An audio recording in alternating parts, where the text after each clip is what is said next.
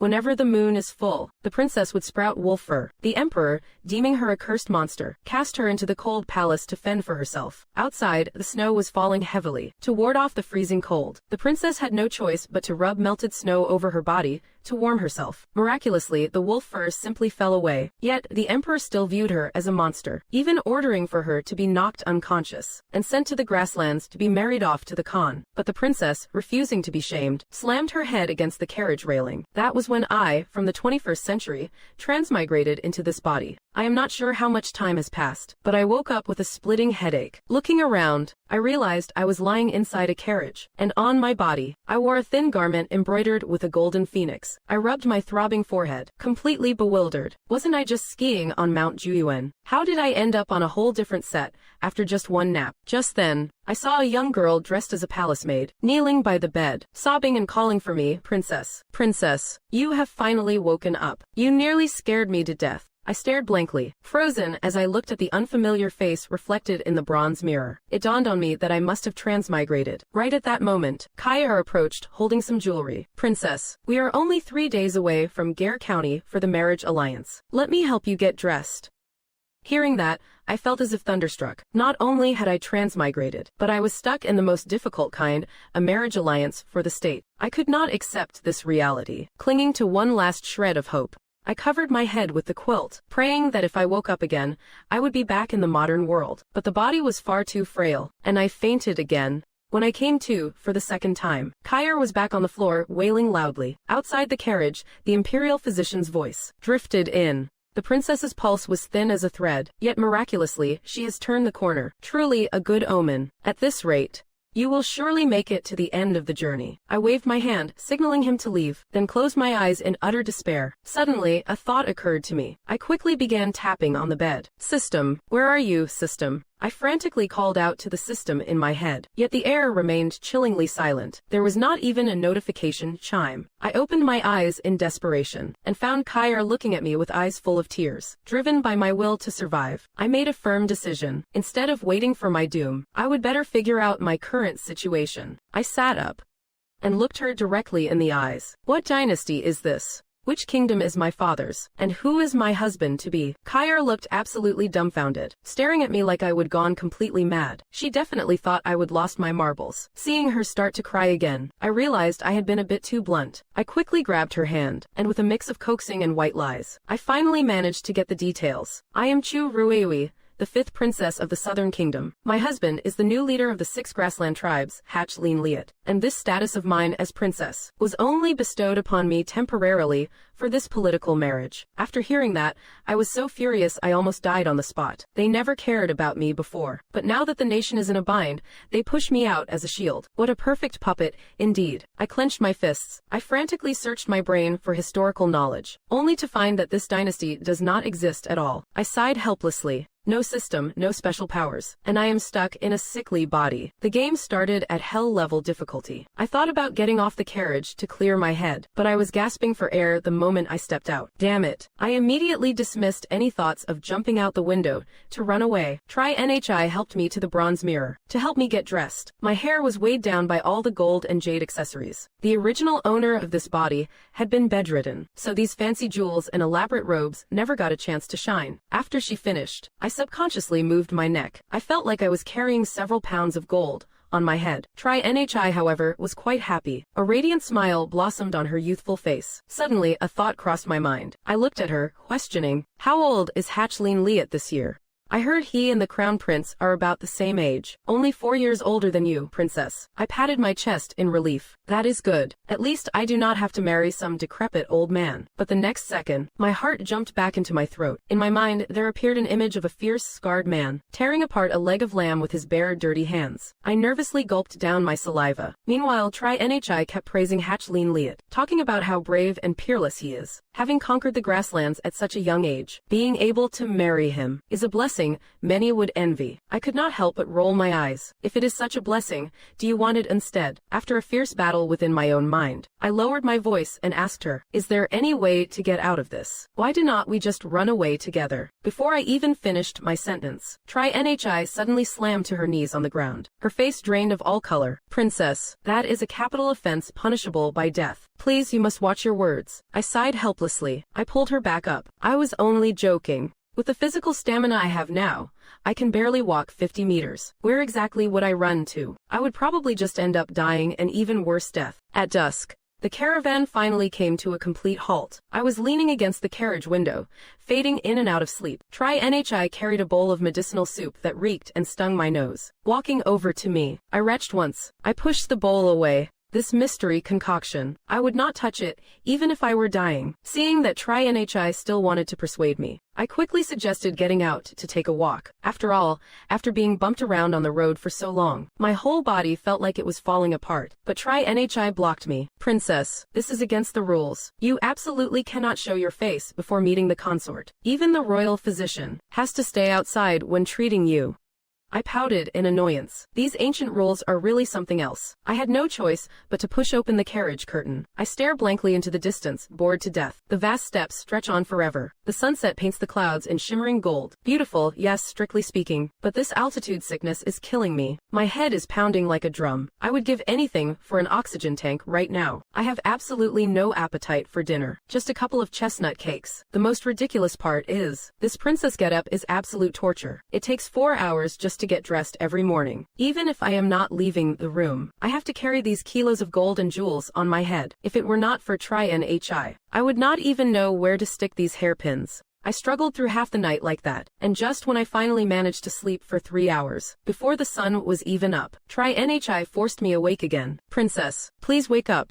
We are almost there. We must not lose face in front of the prince consort. I rubbed my tired, sleepy eyes, forced once more into that heavy, suffocating attire. At the city gates, a crowd of steppe warriors were gathered, cheering loudly. Their leader, Hatch Lean Liet, was chatting with them, while glancing towards the carriage. Hearing the completely alien language outside, my heart nearly jumped out of my throat. Just then, the envoy prepared to go through the motions of a formal handover. But a youth suddenly charged in on horseback, leaping straight onto my carriage. The envoy was horrified, rushing to stop him, but the youth yanked my curtain open. Awkwardly, I stared back at him. Perhaps it is because my appearance is just too striking. The boy's jaw dropped, speechless for a long moment. It was only when Hatch Lean Liet called out to him in annoyance that he reluctantly retreated, still muttering something under his breath. The Emperor of Namquak wants to trade a princess for peace. What a pipe dream. Hatch Lean Liet silenced the crowd. The person has been delivered. You may return now. Facing the overbearing Hatch Lean Liet, the Namquak envoy had absolutely no room to negotiate. He had no choice but to take his leave. Fortunately, Tri-NHI was allowed to stay. Even as I felt a wave of relief, I could not help but feel despair. Just with me and Tri-NHI, how are we supposed to deal with these steppe savages? Before I could even think of a plan, a split second later, the carriage shot off like an arrow from a bow. It lurched forward violently. I felt like I was about to fly out of my seat. My back slammed hard against the carriage wall, while I could hear the men's boisterous laughter echoing from the front. That is when I realized this guy was driving the carriage himself. I was tossed and turned like a rag doll, and all my elaborate hair ornaments were reduced to shards. Forget it. Whatever happens, happens. I just had to lie flat and accept my fate. I have no idea how long we raced, but the carriage finally came to a stop. Before I could even catch my breath, the carriage curtain was ripped open forcefully. Right after, Hatch Lean Liet loomed over me like a mountain, stooping down to get closer. His gaze was so intense, it felt like he wanted to devour me whole. I sat in the corner, shivering, not even daring to breathe. You, who are you? He fixed his eyes on me, a voice deep as thunder. I am your husband. I froze on the spot, my mind echoing only the word husband. Right then, Kyr's anxious call came from outside the carriage. I managed to compose myself, and replied. Only then did she hurry into the carriage. But she was so overwhelmed by He Lien Lai's presence, she dared not look up. She could only drop to her knees and salute. Yama, princess, your hair and makeup are a complete mess. We must fix it immediately. He Lien Lai cast a glance at me. He ordered Kyr to hurry, then he turned and left. Kyr helped me up from the floor. I sat before the bronze mirror. My face was deathly pale. I could not stop trembling all over. Meanwhile,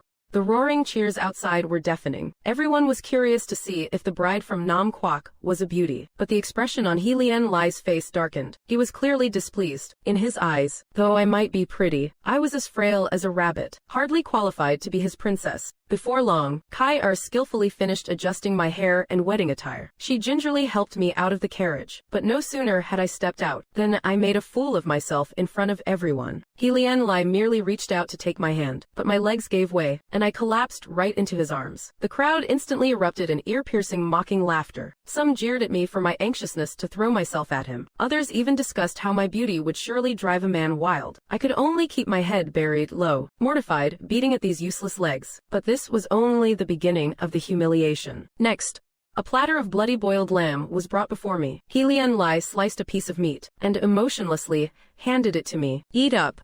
I struggled to suppress the churning in my stomach, and chewed as numbly as a puppet. Yet He Lien Lai complained I was swallowing too slowly, and let out a stern grunt. I was startled into a shiver. Forgetting my nausea, I forced the meat down. Right then, a gentle voice broke the tense atmosphere. He Lien Lai, you should be a bit gentler with your wife. I looked up, and saw the speaker was a middle-aged woman. She kindly took my hand and introduced herself. Only then did I realize she was Wu Lan, the wife of He Lien Lai's eldest brother. Not knowing how to respond to her kindness, I could only force a smile. Soon, I was back, sitting on the dais beside He Lien Lai, receiving one wave of prostrations after another. The lamb I had just swallowed was churning in my stomach, yet He Lien Lai was busy drinking with others. I looked absolutely ghastly, head bowed, saying nothing, but at that moment, I caught a glimpse. The young man who had lifted my carriage curtain earlier was peeking at me constantly. Seeing me look over, he hurriedly averted his gaze, his ears turning beet red. I do not know how much time passed. The feast finally ended. I had been forced to drink several cups of wine, my mind becoming increasingly cloudy. Fortunately,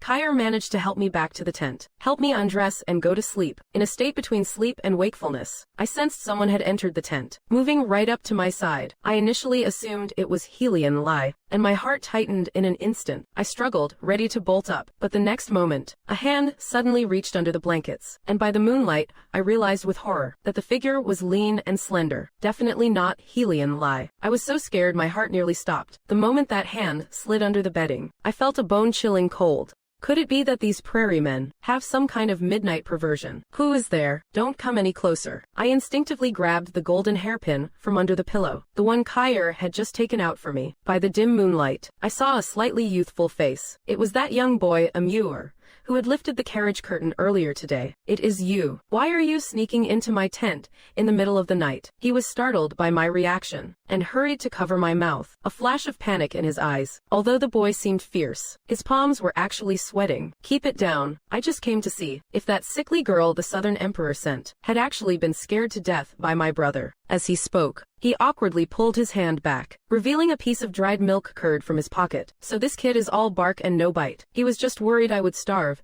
and came to bring me a snack. Don't misunderstand. I just did not want you dying in the tent. It is bad luck. You look just like a porcelain doll. I do not know what my brother even sees in you. I was just about to say a few words back to him, when suddenly, the sound of heavy boots echoed outside the tent, accompanied by the smell of strong wine and the roar of the crowd. The noise drew closer and closer, so loud it made the dust on the floor dance. Hide quickly. Your brother is back. The boy's face turned white, and like a startled rabbit, he zipped into the shadows beneath the bed. Immediately after, the heavy leather curtain was violently thrown open, and He Lien Lai staggered inside. Why have not you slept yet? Were you waiting for me? His mountain-like frame loomed over me. I shrank into the corner, feeling as if the air itself was thinning. He glared at me for a long time, then suddenly reached out to pinch my chin, with shocking force. So thin. One squeeze and you might break. Girl of the Southern Kingdom, you would better stay alive a little longer. Don't let me down. Having said that, he slumped heavily down beside me. The sound of snoring started instantly. I had just let out a breath of relief, when I noticed a very familiar handkerchief hanging from his waist. That was the exact one I had lost back in the Southern Imperial Palace. And on the inner side of the cloth, stitched in dark red thread, was the word kill. My heart jumped to my throat.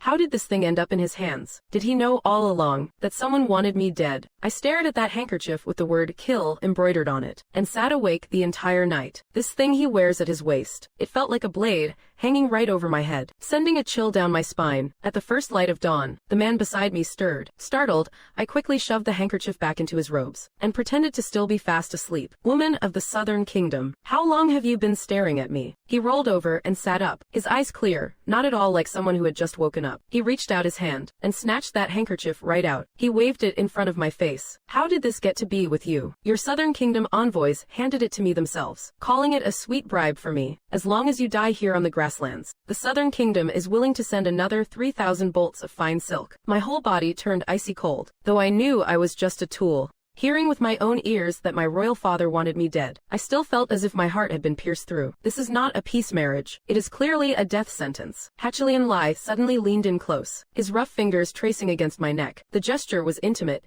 yet carried a hint of slaughter. I could feel his fingertips so coarse they scratched my skin. I had planned to put an end to you last night, but seeing you looking so dazed by a I feel that keeping you alive might be more amusing than killing you. He stood up with a loud laugh, tossing on his fur cloak. I had just breathed a sigh of relief, preparing to get out of bed, when I noticed my fingertips had turned an eerie shade of black. What has happened to my hands? Hatchilian Lai's expression shifted instantly. He grabbed my hand, his brows furrowed into a knot. I felt the world spinning around me, and my vision went completely black. Don't tell me I have just transmigrated, only to face a game over before I could even fight back. I was awakened by a pungent smell of herbal medicine. Opening my eyes, I found myself lying in a crude tent. An old man with a white beard was stabbing bone needles back into me. Am I still alive? Hatchilian Lai stood to the side with his arms crossed, his face dark enough to drip ink. A was squatting at the entrance, pulling at his hair in frustration, completely devoid of his arrogance from last night. Shut up, if you die.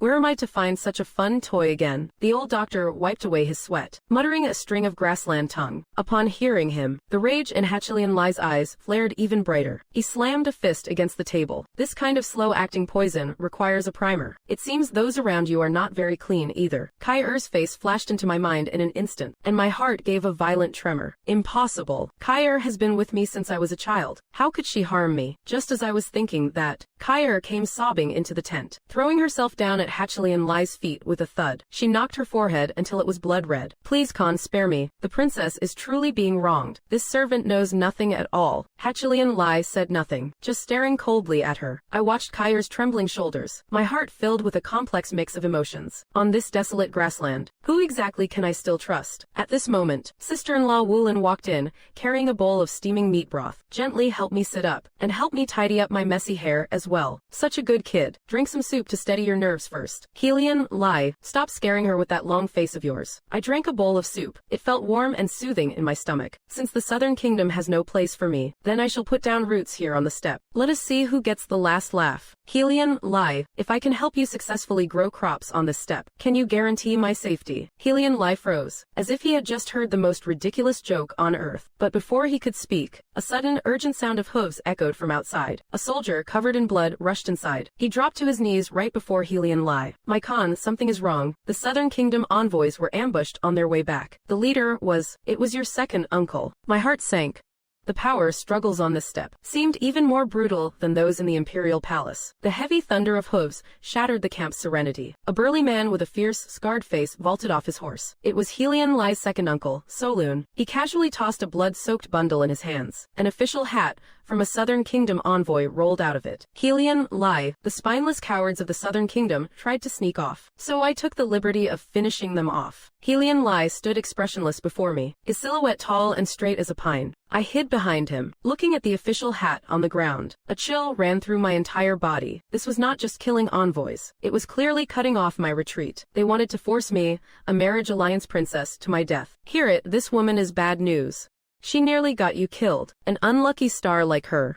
Why not leave her for me to handle, lest she ruins the fortune of the steppe? Solun's muddy eyes glared at me intensely, as if he wanted to swallow me whole. I took a deep breath, forcing down the fear in my heart, and stepped out from behind Hatchilian Lai. I stared straight at that arrogant brute. Does killing me bring you such joy? Does having me dead bring you such joy? Does acting on the schemes of Southern traitors bring you such joy? Warriors of the steppe, are you truly content being someone else's puppet? Everyone was stunned. Perhaps no one had imagined that a sickly girl like me, breathless after a few steps, would dare to speak so boldly before the god of war of the steppe. Solun's face flushed red, just as he was about to lash out. Hatchilian Lai's large hand firmly gripped his shoulder. Second uncle, my woman. is not someone for others to point fingers at. Take your men, and get out. Helian Lai's voice was low, yet it carried an undeniable pressure. Solun glared at me fiercely one last time, then left, cursing and leading his men away. The crisis had passed for now, but I felt completely drained. My legs turned to jelly and would not hold me up. Just as I was about to collapse, Helian Lai reached out his long arms and scooped me into his arms by the waist. He looked down at me, his eyes holding a trace of emotion I could not quite fathom. Put me down. He ignored my struggles, walking towards the tent with heavy, deliberate steps. Deep in the shadows, a pair of malicious eyes glared fixedly at us, as if waiting for a chance to strike. Since I have become Helian Lai's private property, I must prove my value just to survive. Looking for a chance of survival, I brought Amu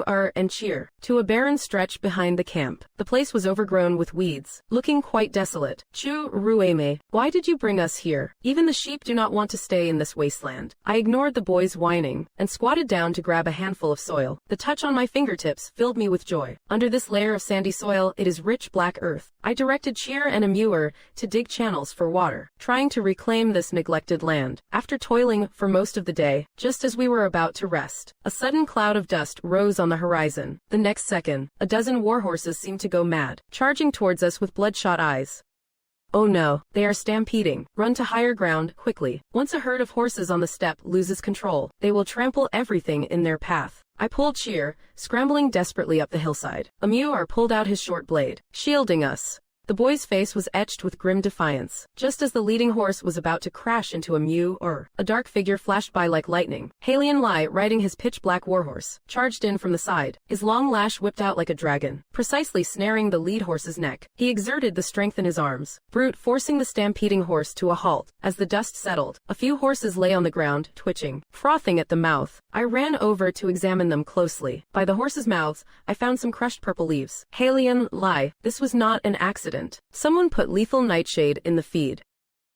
Helian Lai picked up the leaf, the coldness in his eyes nearly freezing the very air. He abruptly looked towards the center of the camp. A strange plume of blue smoke was rising there. That is the signal for a mutiny on the steppe. It seems some people just can't wait to see me finished. He flipped onto his horse and hoisted me up in one motion. The jostling on horseback nearly knocked the breath out of me. But I knew the real battle for survival had only just begun. The warhorse galloped, the wind whistling in my ears. When Helian Lai carried me back to camp, it was already in total chaos.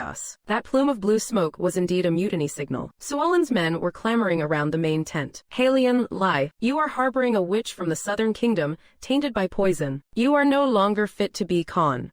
Hand over the royal seal, and I will make your death quick. Suolin brandished his broadsword, backed by a mob of turncoat generals. I was held tightly in Helian Lai's arms. I could feel the suppressed fury in his chest. This old fox works fast. When poisoning the feed did not work, he resorted to an open coup. Helian Lai, they have the numbers. Don't fight them head on. Helian Lai let out a cold laugh, and jumped right off his horse. He seized me and shoved me into Amu-Er's arms. He walked alone towards Sulun. With every step he took, his murderous aura grew even more intense. What do you think you are doing? Stop right there. Just as Sulun prepared to swing his blade, I suddenly spotted a sparkling powder on his horse's bell. That was not ordinary dirt. It was the lye powder I had just discarded while improving the soil in our barren land. Hold on. You have not even wiped the lye off your horse's bit yet. And now you want to deny it. This lye powder is the living proof. You are the one who poisoned the horses earlier. Are not you? All eyes shifted instantly to Sulun's feet. The tribesmen hate nothing more than someone tampering with the horse feed. It is an act of betrayal against our war horses. Sulun's face turned pale in an instant. The blade in his hand trembled, colluding with foreign enemies, sabotaging our war horses. Sulun, you have no hope of redemption. In a flash, Helian Lai moved like lightning. Before those men could even react, he had already snatched Sulun's curved blade. The icy edge of the steel was pressed firmly against the old scoundrel's throat. The rebel who was just shouting was silenced instantly. They looked at each other in shock. And finally, one by one, they dropped their weapons and knelt to the ground. I let out a long sigh of relief. This logic-slapping move was just incredibly satisfying. Take him away. Deal with him according to tribal law. Helian Lai turned his head to look at me, the ice in his eyes having melted halfway. But before I could even show a smile, Kyer, who had been hiding behind the crowd, suddenly screamed. She collapsed onto the ground softly. Her face turned into the exact same shade as those poisoned horses. The commotion in the camp subsided, but the atmosphere inside the tent was even more suffocating than before. Kyer lay on the rug, her breathing faint. Her fingertips were turning a ghastly, eerie black. Doctor, what has happened to her? The old doctor shook his head, setting down his acupuncture needles. The poison has taken hold much too quickly. Obviously, the toxins in this young girl's body are even deeper than yours. Princess, I fear this girl accidentally took the hit meant for you. This poison was likely placed on the handkerchief you use daily to wipe your face. I felt as if I had been struck by lightning, so the poison was not in the wine or the food, but on the items I kept closest to me. If Kyer had not secretly helped me wash that handkerchief last night, the one lying here right now would be me. Search this tent thoroughly inside and out. Dig up every inch of the ground if you have to. Helian Lai roared at once. His elite guards immediately sprang into action. Before long, a small wooden box, half burned, was dug up from the dirt in the corner of the tent. Helian Lai used the tip of his blade to pry open the box. Inside was a secret letter that had not been fully destroyed by the fire. I would recognize that handwriting even if it were reduced to ashes. It was written by my brother, the first prince of Southern Kingdom, Su Jingyuan. That dear brother of mine wrote this himself. So he did not just want my life. He wanted to use my death to plunge the grasslands into civil war. He just wanted to take advantage of the chaos. Helian Lai finished reading the letter and casually tossed it into the brazier. He walked up to me, his large hand pressing down on my head. Though his movements were rough, they carried an unprecedented sense of comfort. Since the Southern Kingdom does not want you, then from now on the grasslands shall be your home. Whoever touches you, touches me. Helian Lai. I looked up into his deep, piercing eyes. For the first time, I thought this rough barbarian was actually quite dashing. In that moment, Kyer, who had been unconscious, suddenly grabbed my sleeve. She murmured a name incoherently. Song. Imperial Physician Song. Run fast. Imperial Physician Song. The one who said I would not make it out alive on the journey here. It hit me suddenly. In the bridal procession, he was the only one who had not been killed by Solun. It seems it was him. Helian Lai and I exchanged a look. We both realized something was wrong. Just then, Amur's panicked shouting drifted from outside the tent. Brother, disaster. That Nam Kingdom physician is heading for the Holy Spring with a few guards. He is running toward the Basie's water source. The Holy Spring is the lifeblood of the prairie. The water shimmered with an eerie blue glow under the moonlight. Imperial Physician Song was standing by the edge, clutching a white porcelain bottle in his hand. His face was filled with madness. If there is no way for me to survive, then none of you on this prairie will live either. Once this bottle of poison hits the water, your Holy Spring will become a spring of death. When Helian Lai brought me to the edge of the spring, we saw this exact scene. With this sickly body of mine, after running those few miles, my lungs were burning like fire right now. But I knew I absolutely could not collapse now. Stop. Imperial Physician Song. Do you think by ruining this spring, your master back home will spare your family? The physician's hand trembled for a second. He turned to look at me. He probably did not expect that I, the princess who was supposed to have met her end halfway, could actually be standing here, hawking. What are you spouting? The eldest prince promised to take care of your family after you finish the job. Take a look at the mark on the bottom of that poison bottle. That is standard issue for the Nam Kingdom secret assassins. The moment you fall, that will be the irrefutable evidence of your guilt and flight. Taking advantage of his lapse in concentration, Helian Lai, like a black panther that had been lying in wait, launched himself forward. He did not use his blade, but flicked a stone with a casual motion. It struck the physician's wrist with deadly precision. The porcelain bottle shattered as it hit the ground, but did not fall into the water, landing instead in the grass on the bank. Helian Lai lunged forward in one bound, his large hand locking onto the physician's throat. Dare to touch the Holy Spring. I will make you realize that sometimes death is a luxury. The physician slumped to the ground like a pile of mud. I forced myself to walk over and picked up the bottle for a sniff. A sharp, pungent scent shot straight into my brain. My heart sank. Why is this smell different from the poison in Kyer? Oh no, this bottle is not filled with poison. It is bait. No sooner had I spoken, the grass around the Holy Spring suddenly emitted a dense rustling sound. Countless colorful venomous snakes were crazily slithering toward the spring water, their forked tongues flickering in the swarm. It sent shivers down my spine. So Physician Song's true lethal move was not poison. It was using the snake luring powder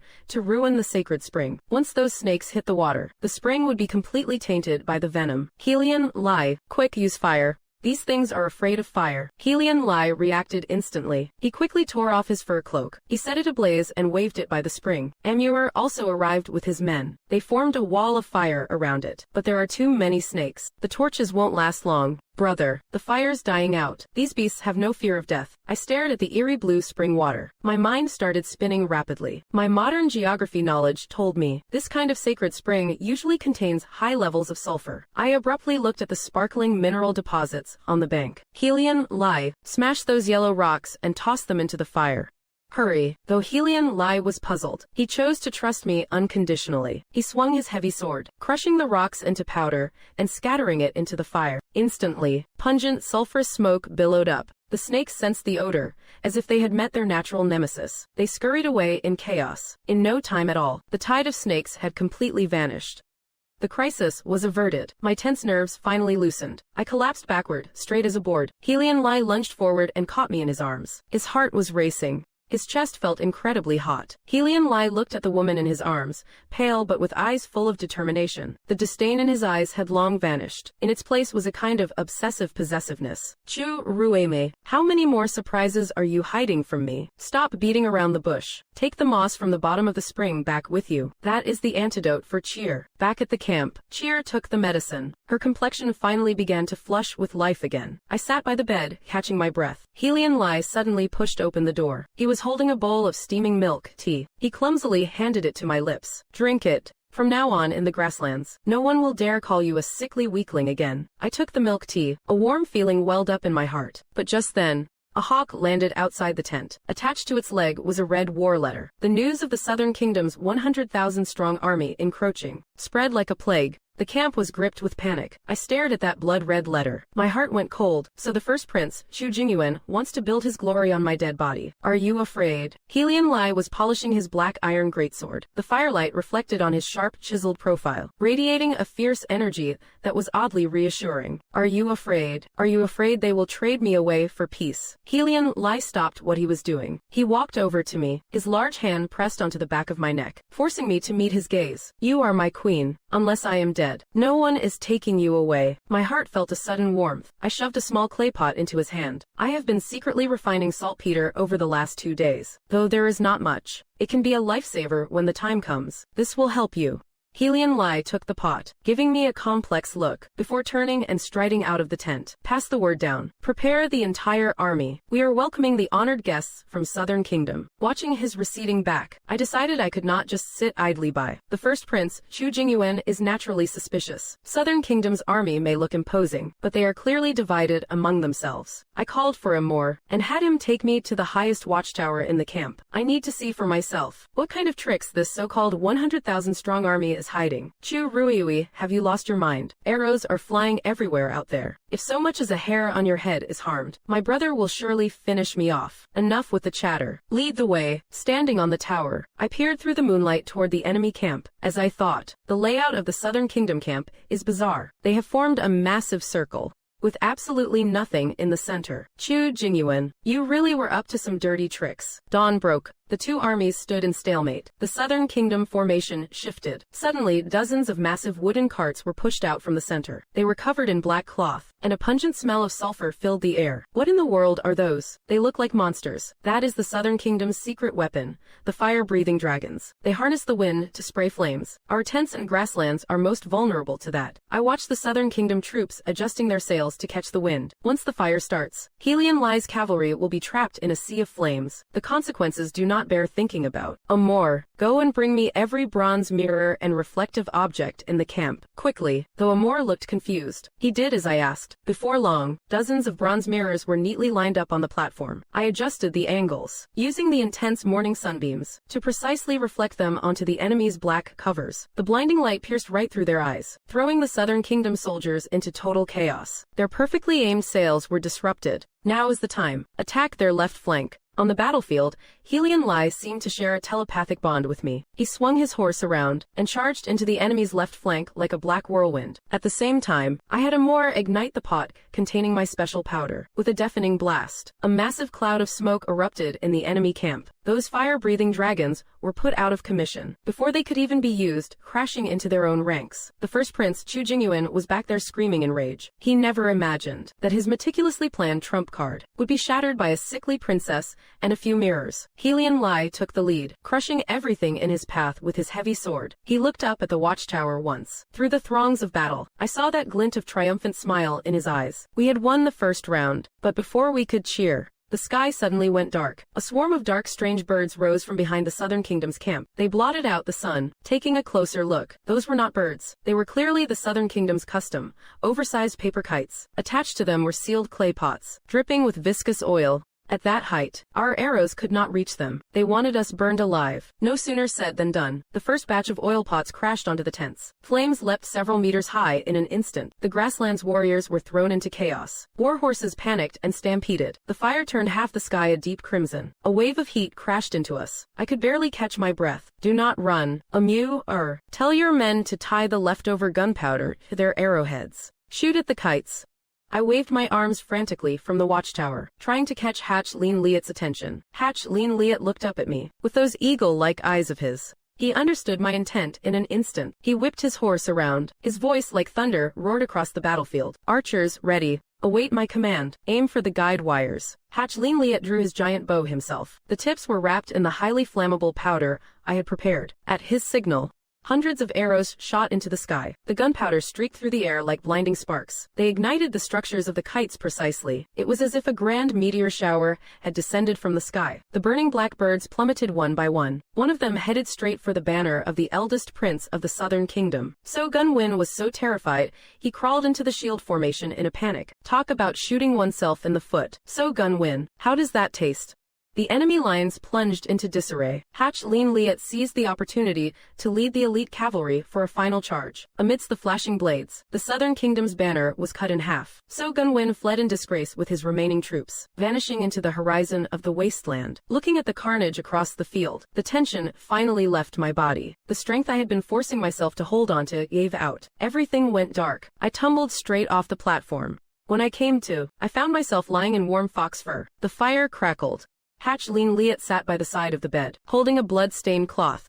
His expression was hauntingly dark. Did we win? We won. Sleep now. Hatch Lean Liet said nothing more, but grabbed my hand roughly. I looked down. On my formerly pale wrists, dark purple marks were now appearing. It was a shocking sight. So we won, but you are dying. The drink they gave you from the southern kingdom was not poison, but a chronic elixir that drains your very life force, because you have been overexerting yourself these past few days. The poison's effects accelerated. I felt as if struck by lightning. So from the very beginning, So Gun Win never intended for me to last even a month. He sent me here, just so I would die on these grasslands, giving him a righteous cause to start a war. It seems as a disposable pawn. Even a peaceful passing is too much to ask for. Lien Lai stood up abruptly and pulled me into his arms. His heartbeat was steady and powerful, carrying that distinct, domineering aura of a steppe warrior. I said, "You are my woman. If they want your life, I would empty the entire treasury of the southern kingdom just to get you medicine." He unbuckled an exquisite bone whistle from his waist and pressed it into my hand. This is the Khan's token of trust. To see this is to see me in person. Just then, Kair's panicked cry came from outside the tent. "My lord, this is terrible. The envoy from the southern kingdom has returned again. He has even brought an imperial decree, claiming they are here to take the princess back to the kingdom to recover from illness." Lien Lai and I exchanged glances. Both realized something was wrong. Chu Jingyuan had just been driven back, but now he sends others to collect me. Clearly, he wants to drag my body back, while using international opinion as an excuse to bite back at the steppe. If I go back there, I doubt there would even be a trace of bone left. Lien Lai let out a cold snort and gripped my shoulders firmly, his eyes burning with a manic, obsessive glare. "Tell them, the princess has already passed away. The one who remains here is my princess. Whoever dares to snatch her will pay with their head." No sooner had he finished speaking than a cold arrow whistled through the air, piercing through the tent flap and landing straight into my headboard. A blood-stained note was tied to the feather of the arrow. Lien Lai pulled off the blood-splattered paper, his expression turning colder than the permafrost in an instant. "What does it say?" Lien Lai clenched his fist and held the paper out before me. There was only one line of frantic scrawl, a suicide note, forged in the princess's own hand. "The southern kingdom has mobilized its troops. That lunatic Chu Jingyuan, he knows I have no family or strings attached, so he calculated that there would even be no need for hostages. He has forged my death warrant back in the southern kingdom. As long as I die on the steppe, he can use the banner of avenging me to justify swallowing this land whole." I burst into a fit of coughing, my chest feeling as if it had been struck by a heavy hammer. So not only am I a tool, but a human bomb waiting to be detonated at any moment, using his own sister's life as a pretext for war. The royal family of the southern kingdom are truly beasts in human skin. Lien Lai turned suddenly, his scimitar flashing with a chilling, lethal light. He intended to kill his way out and mince those hypocritical envoys into pieces. "Stop. If you kill them now, You are just handing Chu Jingyuan the perfect excuse for war. He is just waiting for you to make the first move. Helian Lai halted his steps and turned to look at me. His heartache was so intense it felt like it would melt me. He strode back to the bedside, his broad palms locking onto my shoulders firmly, as if fearing I would vanish in the next second. He wants me to take my own life. Then I will live to show him. Not only will I live, but I will make the suicide note he wrote by hand turn into mere scrap paper. I forced myself to sit up, though my body was extremely weak. My eyes were exceptionally clear. Since Chu Jingyuan thinks this orphan girl is easy to bully, then I will show him what it means to be reborn from the jaws of death. The tent flap was flung open. An envoy from the southern kingdom entered, accompanied by an arrogant royal physician. The envoy offered a hollow bow, wearing a mocking grin. His eyes, however, scanned my face like a venomous snake, searching for any trace of death. Princess, His Majesty has issued a decree. Since you are suffering so much in this harsh grassland climate, you should return with me to the capital to be laid to rest. I leaned into Helian Lai's embrace, feigning a breath as faint as a dying candle. I barely had the strength to even keep my eyes open. Helian Lai sat beside me, his hand resting firmly on the hilt of his blade. The sheer weight of his presence was enough to freeze the air in the tent solid. Physician, why are you still standing there? Check the princess's pulse. See for yourself if she is on her final breath. The physician tremblingly reached out to touch my wrist. A moment later, his composure shattered into pure terror. Large beads of sweat poured down his forehead.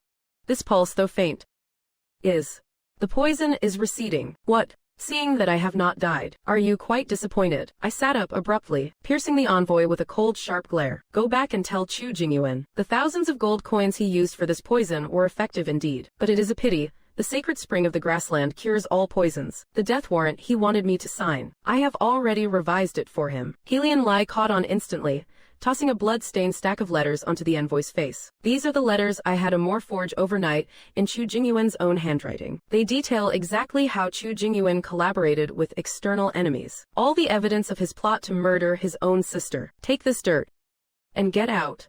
If you dare take one more step, I will send copies of these records to every vassal state of the southern kingdom, and let him, that benevolent ruler, become the laughingstock of the entire realm. The envoy was terrified out of his wits, scrambling out of the tent in a frantic mess, watching them scurry away like cowards. I let out a long, shaky breath as the tension finally snapped. My body collapsed straight back into Helian Lai's arms. Chu Rueme. I felt his warm tears dripping onto the nape of my neck. I laughed at myself with bitter irony. In this round, though I managed to keep my life for now, I have become a mortal enemy of the southern kingdom. On these vast grasslands, aside from this man beside me, I truly have no one left to rely on. Ever since the envoy was driven away, my body felt like sand slipping through an hourglass. My vitality is fading away rapidly. The old physician knelt on the ground, not daring to lift his head. The air inside the tent was cold enough to freeze. Your Highness, your heart's meridians have been severely damaged. If you wish to hold onto your life, the only way is to retrieve the 7-leaf snow ginseng from the peaks of the northern mountains. But that place is guarded by packs of wolves. Helian Lai sat by the bedside, staring at my face pale as parchment. His large calloused hands were trembling at this moment. He did not dare to touch me with any force, fearing I might shatter like fragile porcelain. What are a few wolves? As long as it can save her, I would storm the gates of the underworld itself. I opened my eyes in a daze. Hearing those very words, I struggled to reach out, hooking my finger around his. In this world, I was nothing but a rootless weed floating on the water. No one would ever care about my death, but this prairie man would risk his life just to save me. Don't go. It is too dangerous. I am not worth it. Whether you are worth it or not is for me to decide. Chu Ruiwi, you listen to me. Without my permission, you are not even allowed to enter the underworld. He stood up abruptly and threw on his black fur cloak. Amur rushed into the tent, his face full of anxiety. Brother, there is a blizzard on the snow mountain. Going up there now is just a death wish. Helian Lai ignored him, only turning back to give me one deep look. In that gaze hid a stubbornness and tenderness I had never seen before. He picked up his heavy sword and vanished into the vast night. I lay on the bed, listening to the howling wind outside the tent, a tear leaking from the corner of my eye. Chu Jingyuan wants me dead. But here on this wild prairie, someone is risking everything to keep me alive. I did not dare close my eyes all night, until the sky began to turn pale at dawn. The tent flap was suddenly pushed open. A chilling draft, thick with the smell of blood, swept in. Helian Lai is back. He is covered in blood. His black fur cloak is torn to shreds, On his shoulders, there are claw marks so deep the bone is visible. In his hand, he is clenching a crystal-clear snow ginseng, as if he were holding the whole world. Brother, you really brought the snow ginseng back. Your hands. Helian Lai could not care less about his own wounds. He strode to the bedside and handed the ginseng to the old physician. Brew it, quickly. I will only say this once. If she does not wake up, I will tear down your medical tent. The old physician scrambled away in terror to boil the medicine. I looked at Helian Lai's bloodied, mangled hands, my heart aching as if pierced by a blade. I struggled to sit up, but he pressed me back down. Have you lost your mind? Risking your life, just for a root? As long as you live, then I have not lost mine. The medicine was ready quickly. The bitter aroma filled the tent. Helian Lai brought the bowl over himself. He took a sip first to test the temperature, then fed it to me spoonful by spoonful. His movements were clumsy, but extremely careful. The snow ginseng is truly a sacred herb. Once the medicine reached my stomach, I felt a surge of warmth flowing through my veins. My icy limbs finally started to gain some warmth. Helian Lai said nothing, only staring at me. Just then, rushed footsteps came from outside the tent. A commander of the guard burst in, looking panicked. Great Khan, this is bad. Sulun's remnants have joined forces with the Namquak ambushers, taking advantage of your injuries. They have surrounded our supply camp.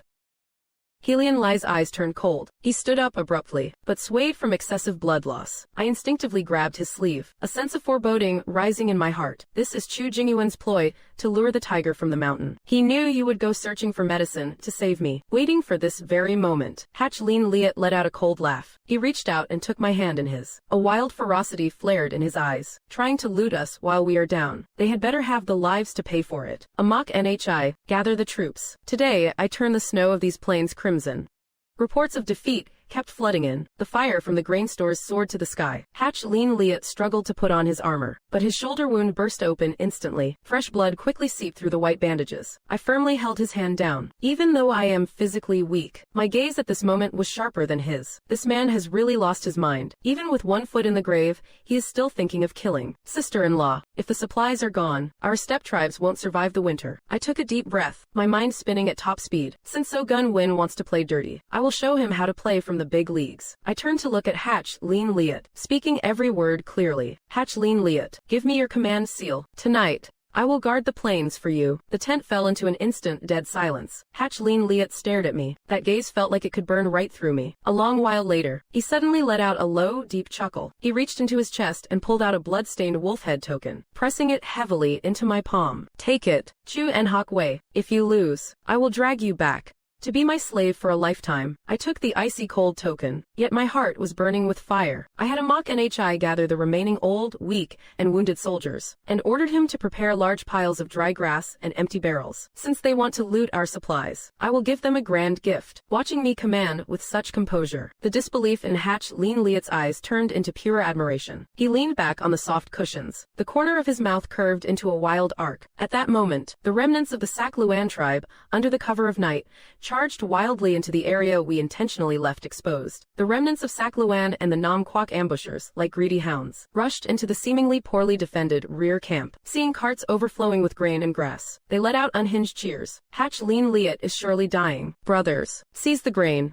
Kill all the women. I stood on the high embankment, clutching that wolf head token tightly in my hand, watching the enemy troops completely enter the pre-planned perimeter. I slammed the red flag in my hand down. In a flash, a mock NHI and his men, lying in wait in the earthen pits, fired countless flaming arrows. Within those so-called grain stores were nothing but dry hay and sulfur soaked in oil. With a thunderous boom, the entire encampment turned into a sea of flames. The enemy forces were screaming in agony. War horses panicked and trampled one another. This was the empty trap and fire attack strategy I had prepared for them. Sister-in-law, you are a genius. They really falling for it, hook, line, and sinker. I watched the blaze, my face still pale, but my spine stood straight as an arrow. So Gun Win wants me dead, but he forgot who he is dealing with. Even a rabbit will bite when pushed into a corner, especially now, when I, this rabbit, have a wolf at my back. The battle ended quickly. The remnants of the Solun forces were nearly wiped out, dragging my exhausted body back to the main tent. Hatch Lien Liat sat on the bed, fiddling with a gold hairpin in his hand. You are back, my princess. He pulled sharply, drawing me into his arms. The scent of blood mingled with medicinal herbs on him gave me a strange sense of comfort. He leaned down and nibbled on my ear, his voice low and grave. Half of these grasslands now belong to you. you. Just as I was about to speak, I noticed his complexion suddenly turn pale. His entire weight slumped against my shoulder. I reached out to feel his back, only to find a black short arrow lodged deep there. Hatch Lien Liat. What is wrong? Just then, a sinister laugh drifted from outside the tent. I looked up. A dark figure in Nam Quoc attire was slowly entering. He held a crossbow in his hand. The figure slowly removed his hood, revealing it to be the Nam Quoc envoy who had just fled. Your Highness,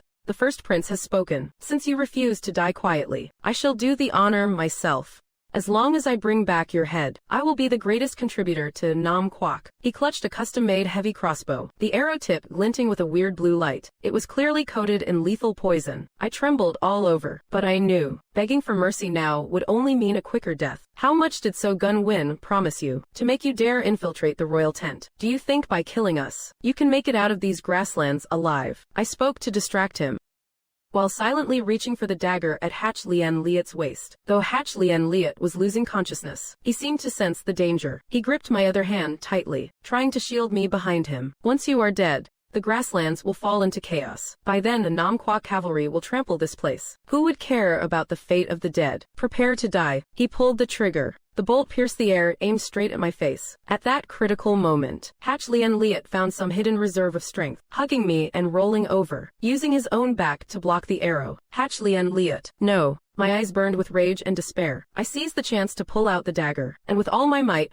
I lunged at the envoy's chest. Perhaps it was the pure instinct to survive, but the blade bit deeply into his shoulder. Arg, you lowly wretch. Just as the envoy tried to reload his bow, a Mach Nhi and the royal guards burst through the tent flaps. Several swords were instantly leveled at the envoy's throat. Take him down, tear him apart and feed him to the wolves. The envoy was dragged away, but the mood in the tent dropped to freezing point. Hatch Lien Liat lay on the bed, his face turning purple. His breathing was so faint it was nearly inaudible. The old physician knelt by the bed, sweating profusely. This arrow is dipped in the Nam Quoc soul-severing poison. No antidote. The con won't last more than 3 hours. I sat by the bedside, looking at the man who had risked his life twice to save me, my heart aching so much I could barely breathe. I had planned to just keep a low profile on these steps, but now, this man has become my only pillar of support. Sister-in-law, the Southern Kingdom's massive army is already within 30 miles. Given the situation now, what should we do? All the generals turned to look at me, some with skeptical eyes, others full of anxiety. I knew, if I fall now,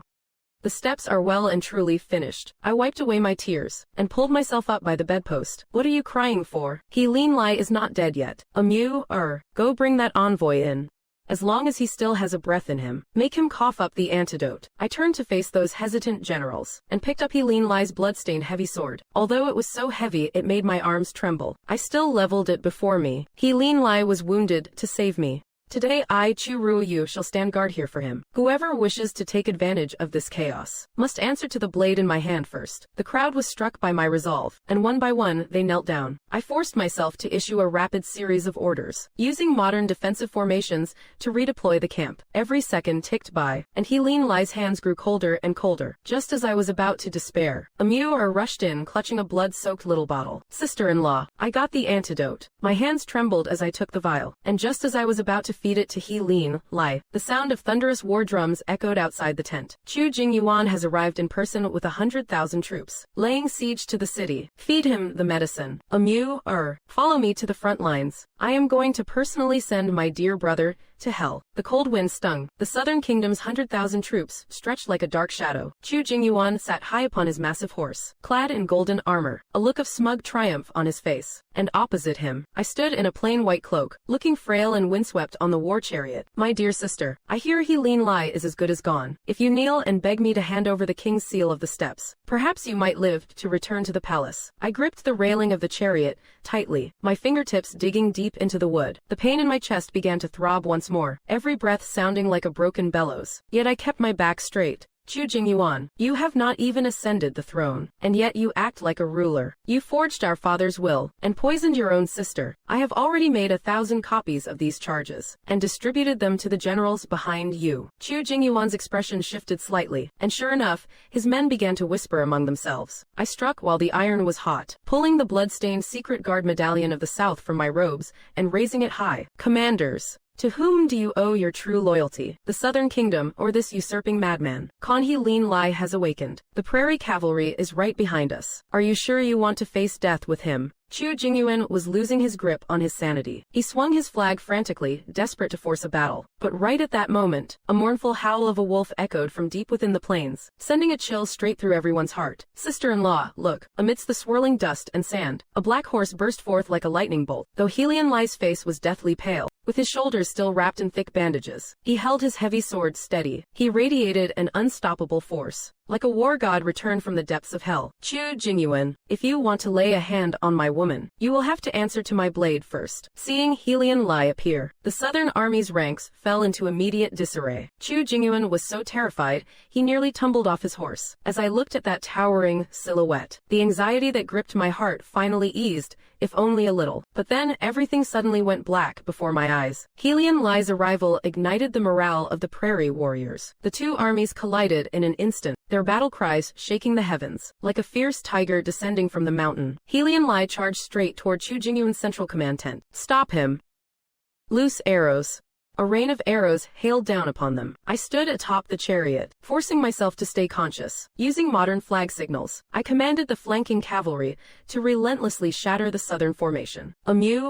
Take your men and flank them from the left. Cut off their retreat. Obeyed and rode off. The battlefield was set ablaze with fire. I watched Helian Lai slaughter his way through the crowd, every swing of his sword tugging at my very soul. The wounds on his shoulders had already split open, blood staining more than half his body red. With victory slipping away, Chu Jingyuan desperately produced a black sphere from his chest, letting out a maniacal laugh. It was a secret firebomb crafted for the southern royalty. Once detonated, nothing would survive within 100 yards. If I cannot have it, then we shall all perish together. He hurled the device violently toward Helian Lai. My pupils contracted in horror, and my heart felt as if it stopped beating. Where did this surge of strength for this frail body come from? I lunged off the chariot, charging headlong in Helian Lai's direction. Helian Lai, look out! With a deafening blast, a shockwave sent me flying back. I hit the sandy ground hard, my ears ringing incessantly, struggling to lift my head. Through the thick smoke, I saw Helian Lai kneeling on one knee, his heavy sword buried in the earth, his fate uncertain. Chu Jingyuan was taking advantage of the chaos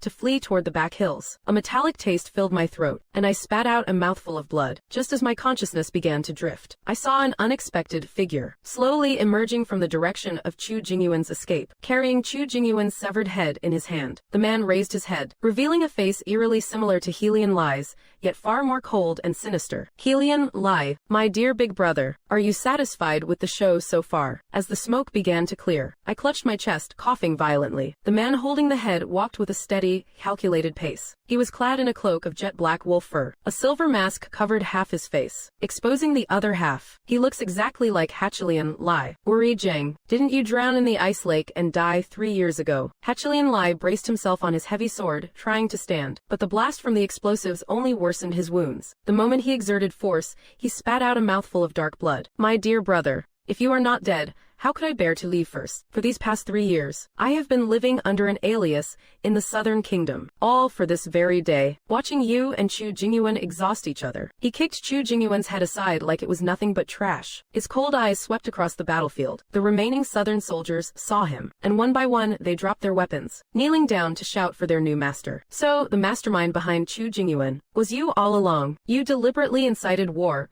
between the two nations, just to reap the rewards like a fisherman harvesting his catch. Sister-in-law, you are truly sharp. That fool of a prince in the Southern Kingdom thought I was helping him usurp the throne. In truth, I only wanted this entire grassland. And also, you. Wuri Zheng stepped toward me, one stride at a time. His gory sword rasped against the ground, a piercing sound. Amor tried to rush over to protect me, but with a casual wave of Wuri Zheng's hand, several southern assassins pinned him down instantly. Wanting the grassland, you have to see if the people of the prairie will submit to you. You colluded with foreign enemies, slaughtering your own kin. The totem of the grasslands will never bless a traitor. The totem. The victor is the totem. Hachilian Lai is already finished. Now, I am the master of this land.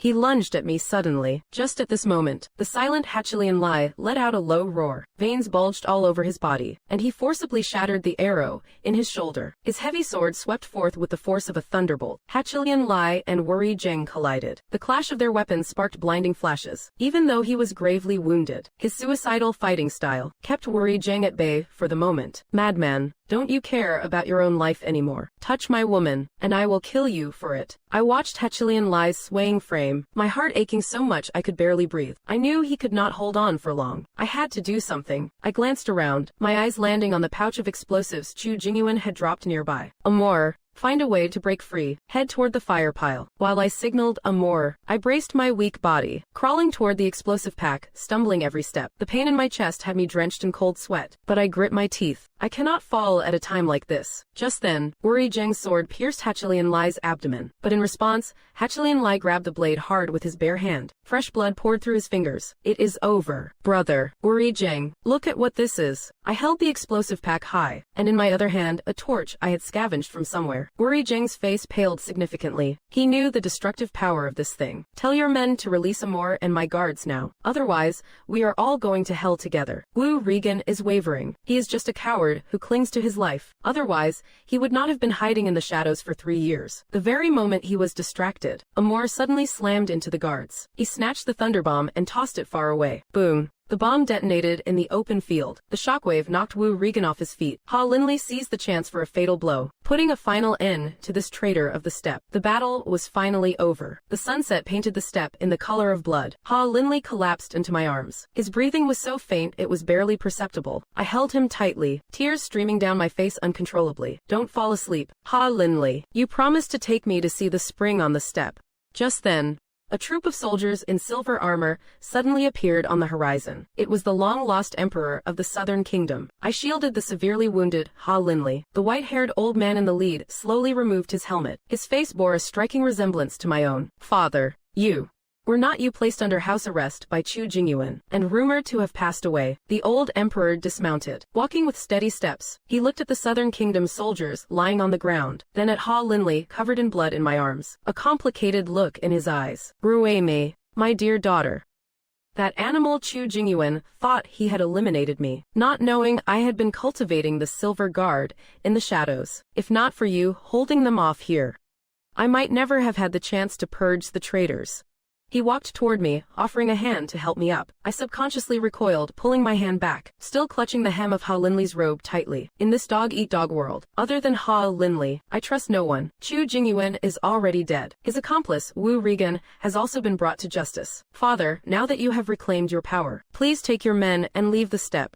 The old emperor looked at my guarded expression, let out a bitter laugh, and pulled a crystal-clear jade bottle from his robes. I know you resent me, but this bottle contains the imperial secret medicine, life-reviving elixir. It can save his life. Go save the life of this Khan of the steppe. Amor hurriedly stepped forward and took the medicine. The old royal physician checked it and nodded at me. I finally breathed a sigh of relief. After Ha Linley took the medicine, his complexion finally regained a hint of color. Ruei-mei, although Chu Jingyuan is dead, the southern kingdom is still in turmoil. I am getting old. Those brothers of yours all have sinister hearts. I have come this time to bring you home to ascend the throne. I was stunned. Ascend the throne? You want me, a sickling, to be the empress? Just then, Ha Linley suddenly began to cough violently. He forced his eyes open, grasping my wrist tightly. She is going nowhere. She is my queen. The old emperor's gaze turned cold. The atmosphere instantly became tense and ready to explode. Generals from both sides reached for their sword hilts. A new storm seemed to be brewing. Khan Ha Linley, Ruei is of my southern kingdom's true bloodline. The prairie is harsh and bitter. Her body cannot hold out much longer. Only by returning to the southern kingdom and using the best physicians in the realm to care for her can she possibly survive. Best physicians. Your southern kingdom's best physicians only know how to dispense poison. On the prairie, she is a free eagle. Returning to the southern kingdom will only make her a golden canary in your cage. I watched the two men argue endlessly over me, while my mind was already calculating the next move. The southern kingdom and the prairie have been at odds for years. The people have suffered more than enough. Perhaps this is the perfect chance to end these wars once and for all. Stop arguing, both of you. Father, I can return to the southern kingdom and take hold of power, but I have one condition. Both men turned to look at me. I took a deep breath, pointing at the border lines on the map. I want eternal peace between the southern kingdom and the prairie. Let us open up trade. I want the prairie's horses to be exchanged for the southern kingdom's grain. May the silks of the south cover these vast deserts. This has never been heard of before. If you do not agree, I shall remain on this prairie, staying side by side with the herdsmen. When the day comes, your silver armor will clash with the prairie's iron cavalry. Father, do you truly think the southern kingdom can hold out for another few years? The old emperor fell silent. He looked at my determined expression, as if seeing this daughter for the very first time. After a long while, he let out a long sigh, and gave a nod. Very well, I will do as you say, but you must go back and carry out the coronation ceremony. Hatchlin Liet squeezed my hand, his eyes filled with reluctance. I squeezed his hand back, and whispered into his ear, after I handle the affairs of the southern kingdom, I will return to plant the fields with you. Just when we thought everything was settled, a mock Nhi suddenly rushed in, panic-stricken. He held a blood-stained secret letter in his hand. Sister-in-law, it is bad. Those old ministers of the south have colluded with the neighboring West Shah. When they heard you were to be crowned, they led troops to cut off father's return route. My heart sank.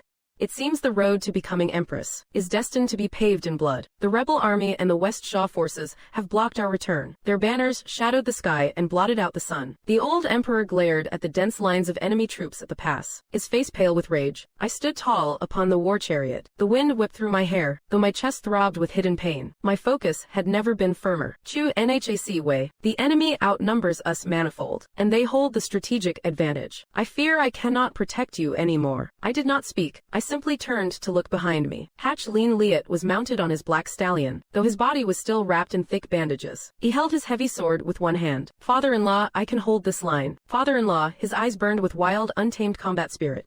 I can hold this line. Father-in-law, father-in-law, honorable sire of the South, I can hold this line. Father-in-law, truly, I can hold this line. Father-in-law, you may not be able to hold the southern kingdom's rivers and mountains, but I can. But my woman's life.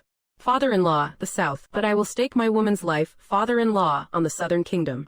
I can hold this line. Father-in-law, as for the southern kingdom, I would stake my woman's life. Father-in-law, I can hold the southern kingdom. I can hold it. Father, I can hold the line, I can hold it. I can do this. Helian Lai and I exchange a glance. We read each other's minds instinctively. I used my modern knowledge of explosives. Amur led his elites through the night, planting the remaining gunpowder across the crags and cliffs of the pass. The rebels think our numbers are few. They will surely charge in full force. Father ordered the silver guards to feign defeat, luring them right into the valley. The war drums thunder. As expected, the rebels swarm greedily into the valley. Just as their main force enters the encirclement, I signal the drop of the flag. Boom. A deafening explosion. The mountains seem to collapse, instantly cutting off their formation. Helian Lai lets out a war cry, leading the prairie cavalry, like death incarnate charging down from the high slopes. Kill. Leave no one standing. Helian Lai rampages through the enemy lines, his heavy blade cleaving through everything in its path. Standing from above, I watch the man cutting a bloody path for me. For the first time, I feel a true sense of peace under these vast heavens. Helian Lai takes down the rebel leader with a single arrow. The Western Shah troops, seeing the tide turn, flee in absolute chaos. This victory not only quelled the internal threat, but also sent shockwaves through all surrounding nations. 2 years later, under my rule, Namquak knows peace and prosperity. The prairie, under Khan Helian Lai's leadership, is thriving with herds of cattle and sheep. What was once a desolate border has become the most bustling trading hub in the world. I have shed the heavy dragon robes and slipped into a light, comfortable prairie dress. Trianhi brushes my hair by my side. Her look is now vibrant and radiant. Gone is the terror from those early days. Your Majesty. No, Highness. The Khan has been waiting for you by the sacred spring for quite some time. I walk out of the tent with a smile. The body that used to gasp for air after walking 50 steps, under Helian Lai's hellish training and top-tier medicine, can now gallop on horseback for dozens of miles. By the sacred spring, Helian Lai is holding 2 horses, waiting for me. He has shed his wartime intensity, his eyes filled with a tenderness that could melt a heart. Nhuc Wei, are the state papers for Namquak finished? When can you stay on the prairie and farm with me permanently? That depends on how well the Khan behaves. I heard a new batch of seeds arrived from the western regions. I am planning to try planting them here. Helian Lai laughs heartily. He pulls me into his arms and drops a gentle kiss on my forehead. The setting sun stretches our shadows long across the land. Here on this vast prairie, there is no more sickly princess, only a legend of us standing side by side. Helian Lai, thank you for giving me a home. You are wrong. It is you who gave the prairie and Namquak a future. As long as you are here, this world will always be spring. In the distance, Amur is leading the youth in a horse race. Laughter echoes throughout the entire valley. I lean into Helion Lai's embrace, watching this masterpiece of a golden age. Crossing through time, I thought I was destined for hell from the start, yet I never expected to find my salvation right here on these wild, untamed grasslands. A cool breeze brushes past at this moment, the mountain-wide wildflowers dancing in the wind, as if whispering the tale of this extraordinary, borderless love, which was never easy to come by. I am the eldest daughter of the Chu line,